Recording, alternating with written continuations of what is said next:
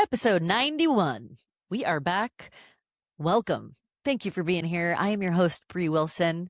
This is the Adventures and Adversity podcast, where we talk about how people go from trauma to triumph, from adversity to adventure. Finally got the intro down a little bit, and here we go.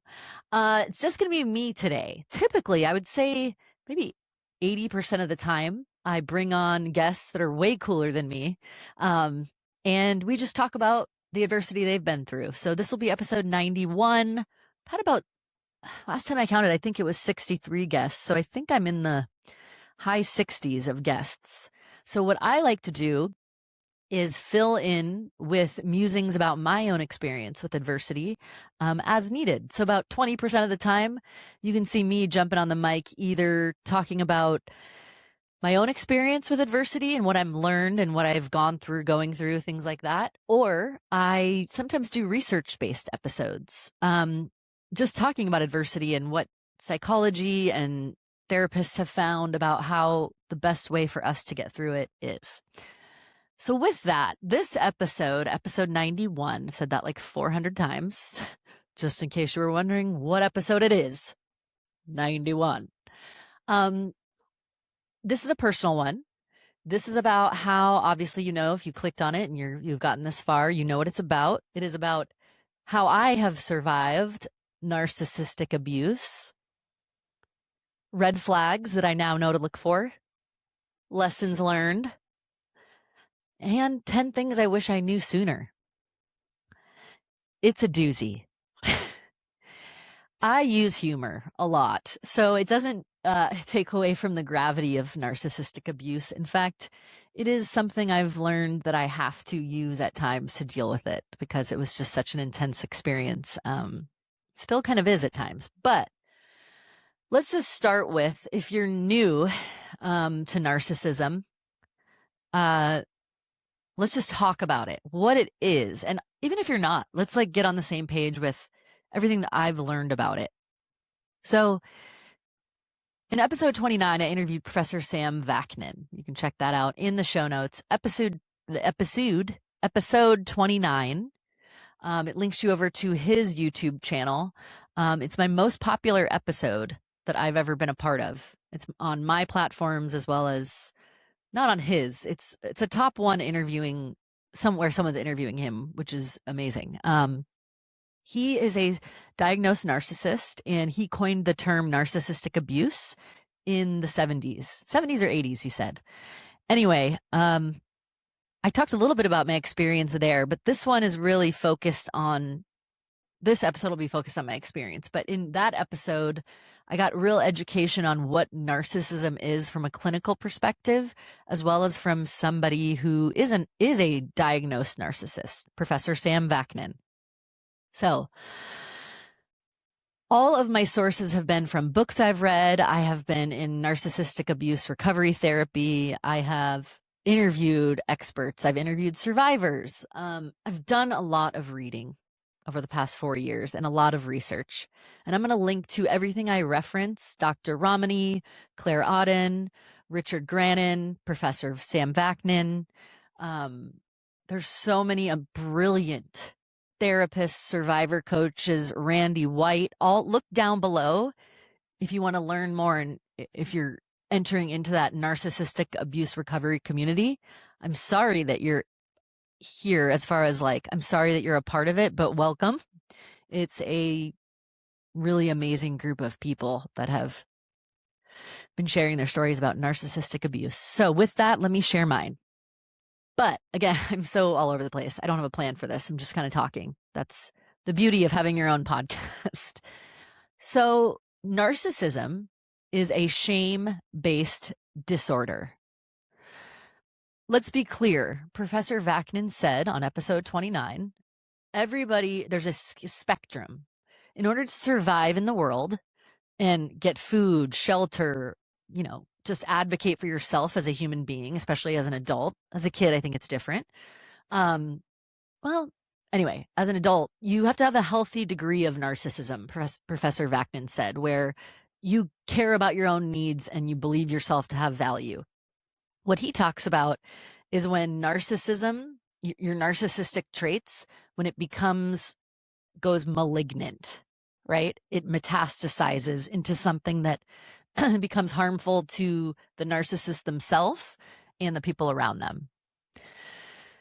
So, contrary to popular belief, I think growing up, I thought that Greek, is it the Greek mythology of Narcissus? Again, I'm going to link down. I probably got it wrong, but I'll link in the show notes after this. Narcissus, like, looked in his reflection in the myth that he went by the water. He was like very beautiful man and looked at his reflection in the mirror and like fell in love with himself. I think that's what the myth was. But what I will tell you is that what I have learned through all the research and my experience is that narcissism, quote me on this, it's a shame-based disorder.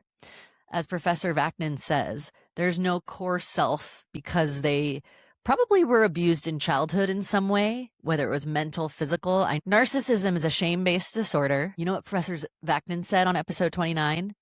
This is a fantastic definition. When you meet a narcissist and you're around them, especially with someone with narcissistic personality disorder, which you have to be officially diagnosed, Professor Vaknin said, narcissism is an absence of self masquerading as a presence. And what you start to see is narky narc. She is very grandiose. She comes off like as very confident and very, whatever. When you actually look at her with an educated view of narcissism, she checks every box and she's very insecure. But years ago when I met her, it was like I thought that was real confidence, but it's not. Because what narcissists do, again, I'm going to quote Professor Vaknin, a narcissist has no ability to self-reflect or self-regulate their emotions. So as an adult, when you're irritated with somebody, you kind of like take a deep breath. You're like, okay, I got, narcissists, in fact, do the opposite. They use other people as like a scratching post, like a cat, to self-regulate. So the narcissist that abused me, when she feels threatened, like she's wrong or she gets called out for something, she barks back at the person, like literally like venom, right? It used to come out of nowhere. But what I learned was that when she was in a threatened, dysregulated state, cannot internally regulate, like no deep breaths, no nothing, because she can't face herself and the self-loathing. So what they do is they then jab other people because it gives them that dopamine hit. And they actually manufacture conflict so that they can then like shun you. Then they recreate the maternal relationship so they can shun you, and then you do everything to get back in their good graces. And then it's just a cycle. It's a cycle. So watch episode 29 if you want to learn about the psychology of narcissists. Okay. It's gnarly. Now, there's different types of narcissists. Mine is a malignant pro-social narcissist, although she might be a psychopath because he had said that when they get physical, they tend to be psychopaths. And she actually came after me twice. Narcissists, half of them are female. It's not just the guys. And that's a big part of why I'm creating this episode, is I'm really sick of men getting the bad rap as being narcissists and abusive, when in fact, most men don't report when their wives are physically abusing them. Her retaliation for me telling people has been pretty intense. So that's just a preview of what's coming in this episode. I have been yapping.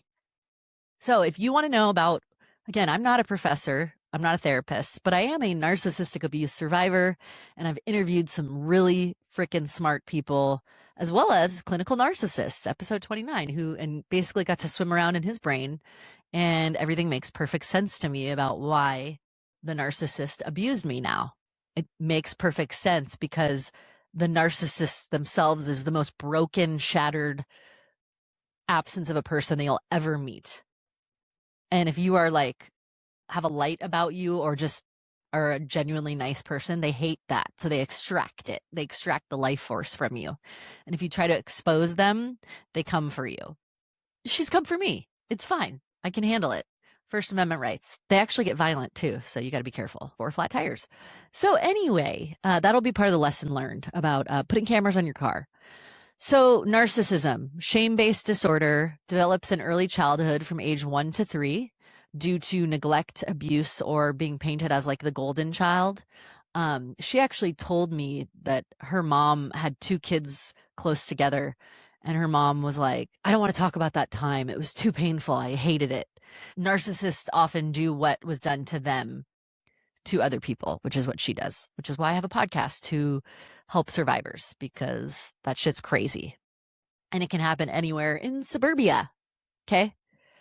If you want to learn more about narcissism, episode 29, use ChatGPT, Google it, but you could also just listen here. I'm telling you, based on all the stuff I've learned. There's not really a cure for narcissism. So you're kind of screwed. You just have to get away from these people and expose them and know the red flags. So let's see. I talked about narcissism. The title of this is Red Flags, Lessons Learned, and 10 Things I Wish I Knew Sooner. Red flags through the lens of the experience with narc who abused me. Red flags. The narcissist used to say to me that she comes in hot. It was like a joke. It was like a running joke. They come in really hot, which is what she admitted to. They like to like confess what they're doing. And then you realize later it's abuse. They come in really hot and try to isolate you from your friends. So I had a big friends group, right? I was hosting Super Bowl parties. This was 2018. And this woman just like, not, oh, cool mom friend. Like, holy shit. We worked together one day. I had worked remote for 5 years.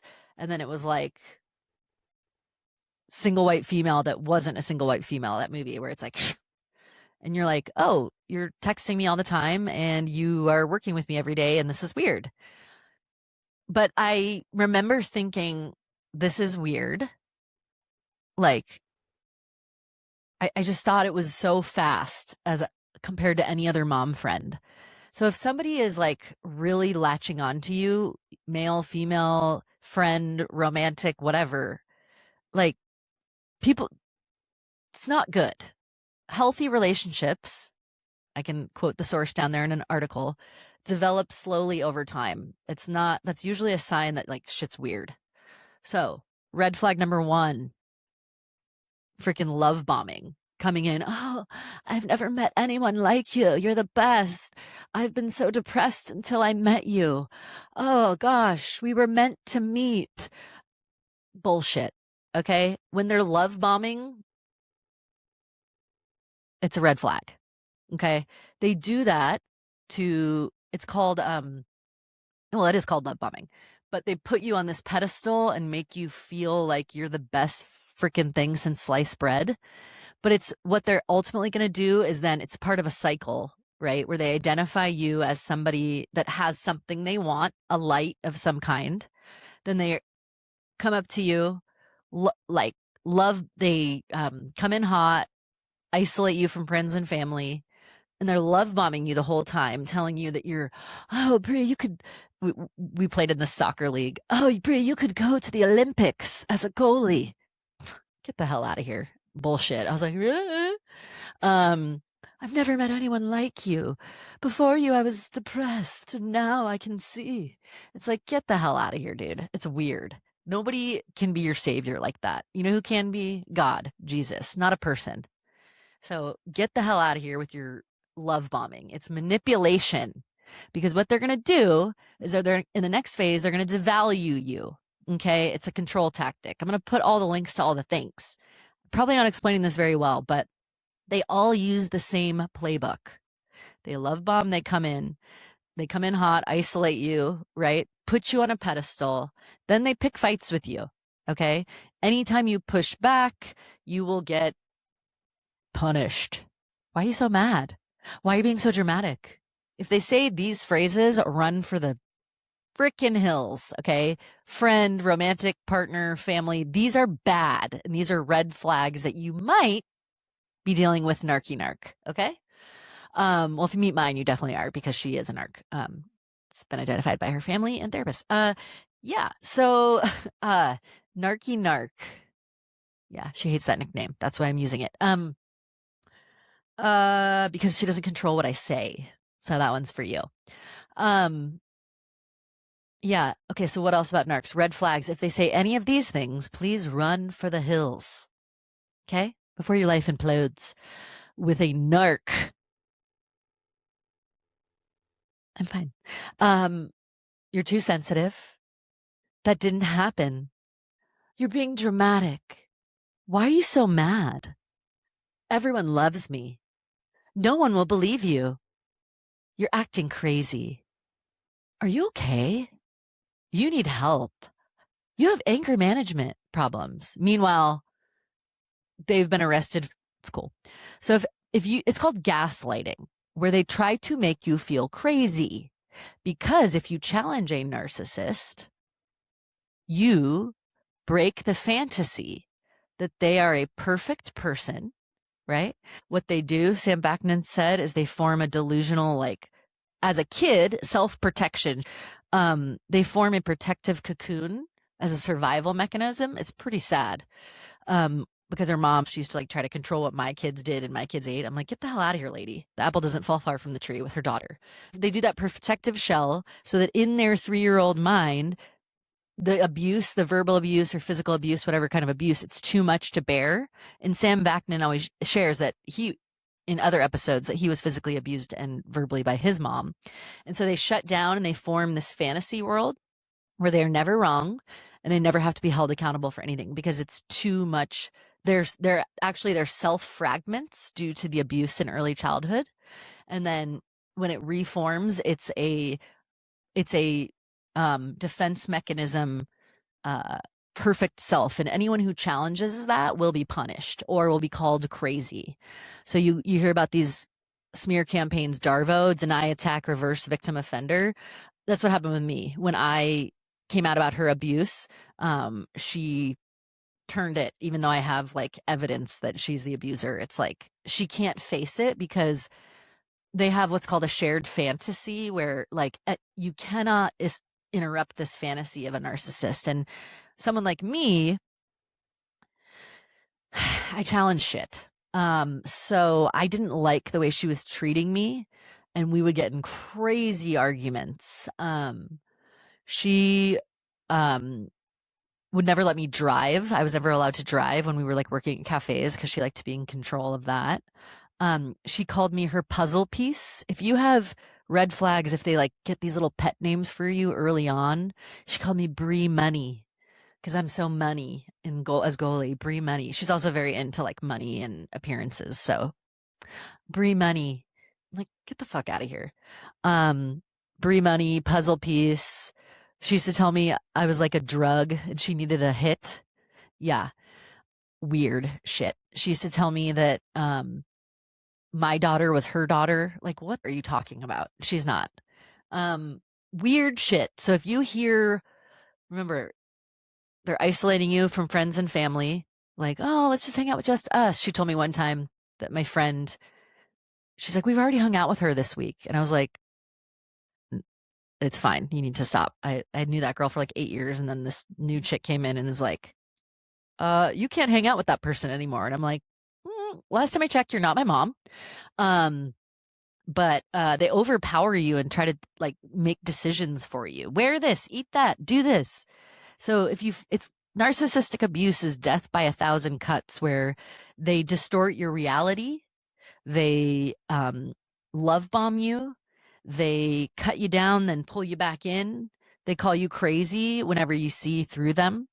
And these are all manipulation tactics. Okay. So if you feel this is the biggest lesson I can say, the biggest lesson that I will never forget.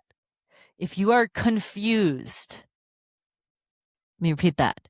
If you are confused in a relationship, friendship, with a boss, with a family member, with a romantic interest, with a parent, if you are confused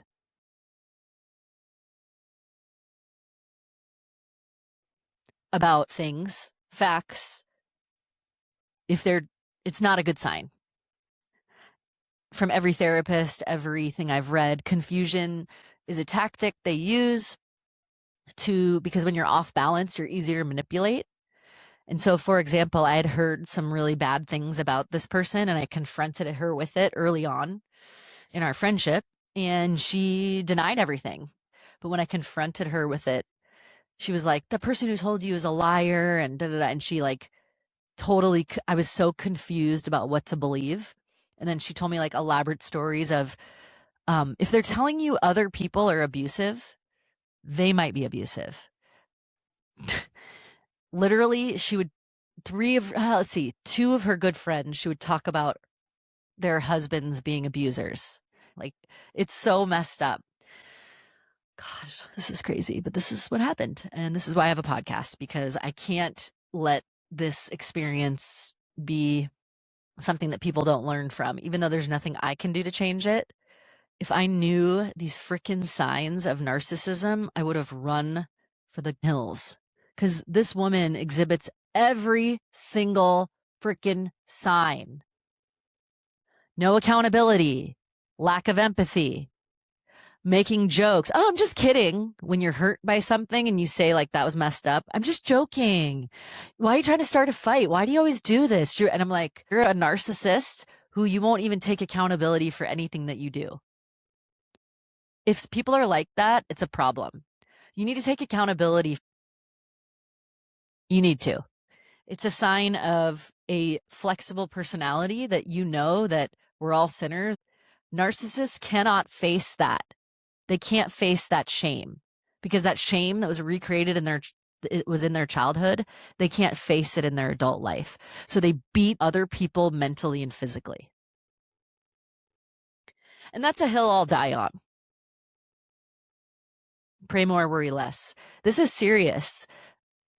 50% of narcissists are women. Don't blame the men. There's a lot of toxic women out there, and they all exhibit the same signs: love bombing, gaslighting, making you feel crazy, denial. Okay. They triangulate. She wanted me to be best friends with all of her friends. Turned out to be ex-girlfriends. Okay. That she also abused. Okay. Yeah. Another hill I'll die on. Narky narc. They live double lives and they will not take accountability for any of it. If you have someone in your life that never says sorry, that never says they're wrong, not good. We all need to take accountability. Narcissists cannot. And if they're a psychopath, they actually have a different brain structure. Episode 29, which she might be. Well, this has been therapeutic. Okay. What did I do? I did what is narcissism? Reference to episode 29. Check the show notes. Red flags, triangulation, love bombing, denying, making you feel crazy, smear campaigning, other people, like who, if they're talking bad about other people a lot, they're probably preemptively doing that. So when that other person comes to you to share their experience, they think they're nuts. So it's like preemptive work to control the narrative. Podcasts are their worst nightmare. So my podcast, she's super pissed that I have one. We're going to be recording until all right. Here are 10 things I wish I knew sooner. I'm literally going to spit them out. I've been like praying about this morning and thinking about it while I was doing my hair, drinking coffee, all this stuff. So whatever 10 lessons come out right now and however long it takes, and then I'm going to hit stop and we're going to publish this tomorrow, and I don't care. 10 things I wish I knew sooner.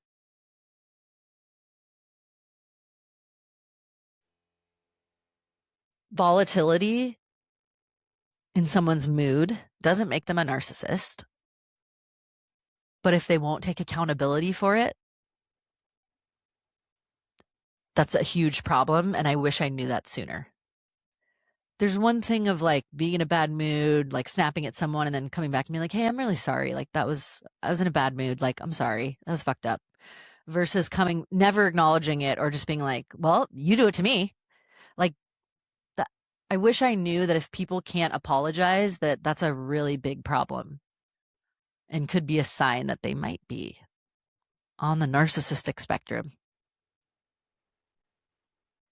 Number two, something I wish I knew sooner: confidence. Being loud and like boisterous and like dominant in a room, I used to think that was confidence. It's actually fake confidence. That was from Mark Mannon. Who is it? Shoot. Anyway, I saw a reel where they're talking about like when someone's really loud and like dominant and like trying to take over your decisions, that's not confidence. It's control. People shouldn't be controlling what you eat, what you wear, where you go to work out when you're 37 years old. Your peers shouldn't try to control that. What you eat, who you talk to. So I wish I knew that sooner. Control is not love. All right. That was number two. Number three. What do I wish I knew sooner? Off the cuff.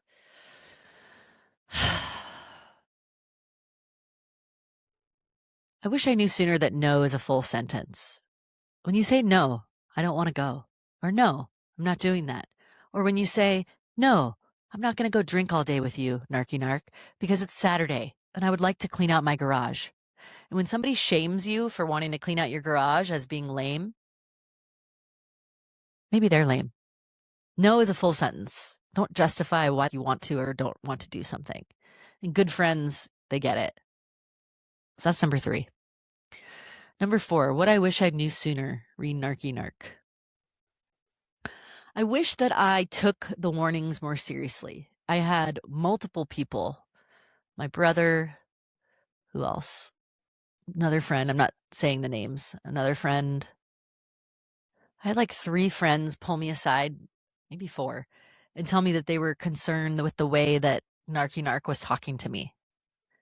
And then I had another friend when we were on a trip. It was the 3 of us, me, another friend, and Narky Narc. The friend, when she went, Narky Narc went to go, she hates when I call her that. So if she listens to this, that's why I keep saying Narky Narc. Hey, Narky Narc, thanks for listening. Or your flying monkeys. Yeah. Flying monkeys are enablers. So if her friends are listening, what's up? Truth comes out, baby.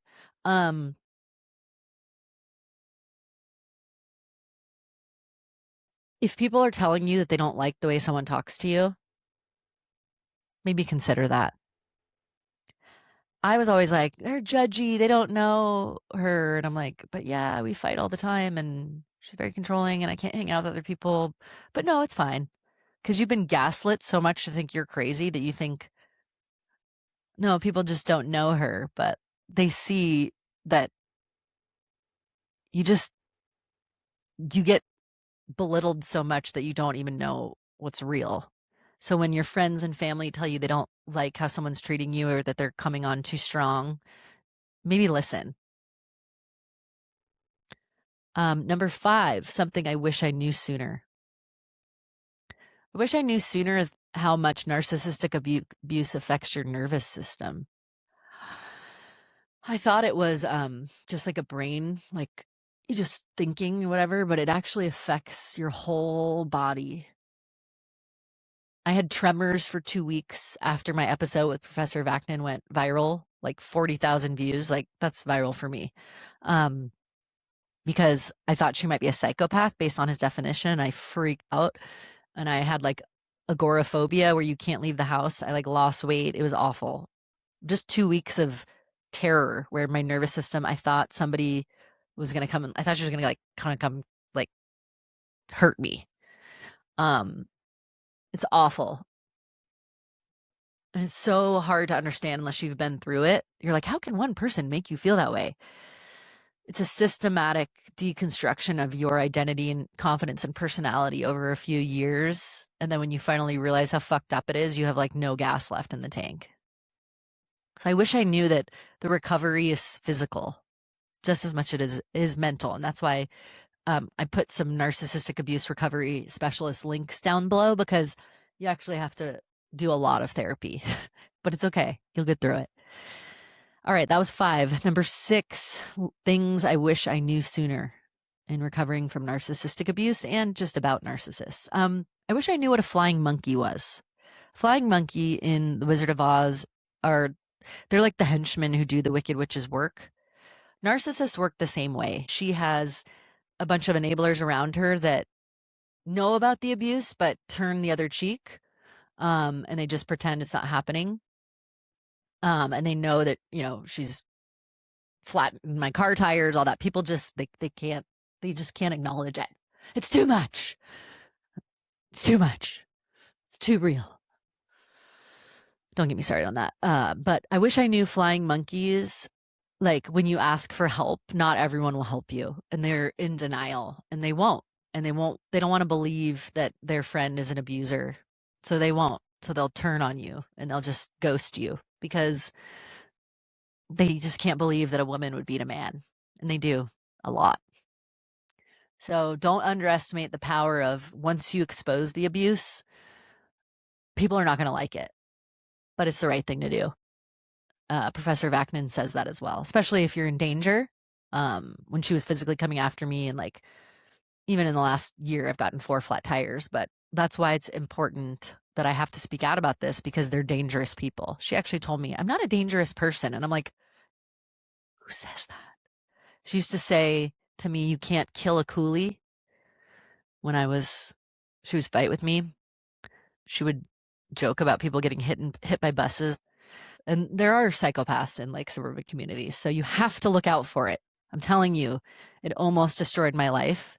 But thankfully, instead, it created this podcast. Now I'm helping other people. So thank you. Number 7, something I wish I knew sooner. I wish I knew God sooner. I was raised Catholic and I had a connection, but I wish I had the relationship that I have with Jesus now. I wish I had it when I met Narc, because then like the Holy Spirit would have repelled that. It would have been like, no. Because now I look at her and I'm like, the signs were all there. Why? So just develop a relationship with God. If you don't have one, Jesus is the answer to narcissistic abuse recovery. I'm telling you that right now. I'm so glad. So yeah, it's just gnarly, because in this room, I felt suicidal. And now I'm in this room 3 years later talking about God on an episode about all this shit. Things change. All right, 8, 9, 10. Number 8, something I wish I knew sooner about narcissistic abuse. I'm genuinely thinking right now, just pretending that I'm having coffee with somebody. You, whoever the listener is, let's just pretend like we're talking. I wish I knew sooner the devastation that one person can cause in your life. That a controlling, manipulative, abusive, mentally ill person can cause in your life if you do not have boundaries. If people don't respect when you say no, get the hell away from them. It's so bad. I was never allowed to say no. Now if someone like makes fun of my no, I'm like, bye, peace. Get off of my boundary. I had no boundaries. I was like, sure. No, you have to have boundaries, and anyone who pushes them is a dick. Number 9, something, is that 7? No, number 8, something, was that 8? Shit. We're going to do 2 more, okay? Hopefully it's 8 or 9 or 10, but we're close. We're still going to put 10 in the title, but I think it's 10. Number 9 of things I wish I knew sooner about narcissism and narcissistic abuse recovery. I knew she was going to come for me if I exposed her abuse, but what I didn't know was how long she was going to come for me. Narcissists will punish anyone who doesn't play into the shared fantasy. So when they discard, I actually discarded her, but then usually they'll just discard you. When I discarded her, it caused what's called a narcissistic injury.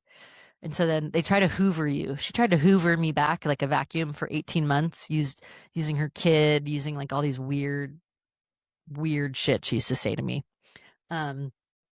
She used to like say, God wants this. And I'm like, you need help.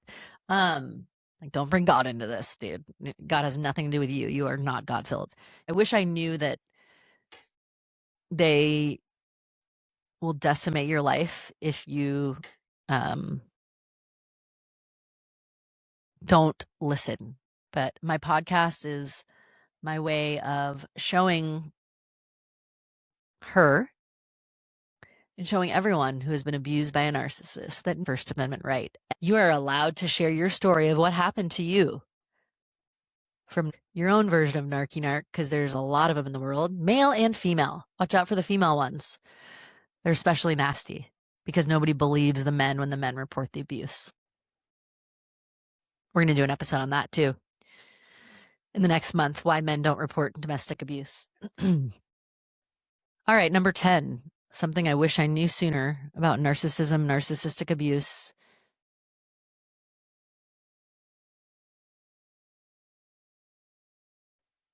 I wish I knew 3 years ago that I was going to come out of this recovery strong. It's been hell.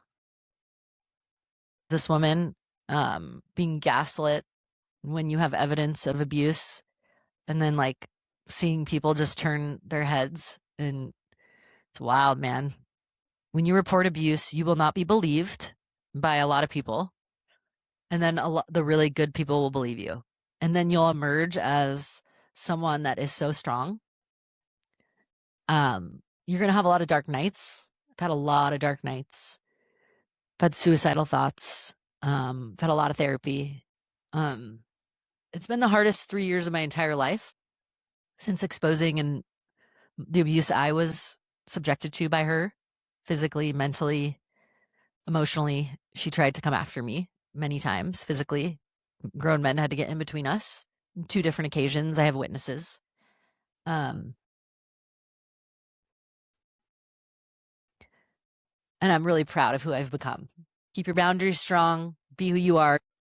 Episode 91. Hope this helps.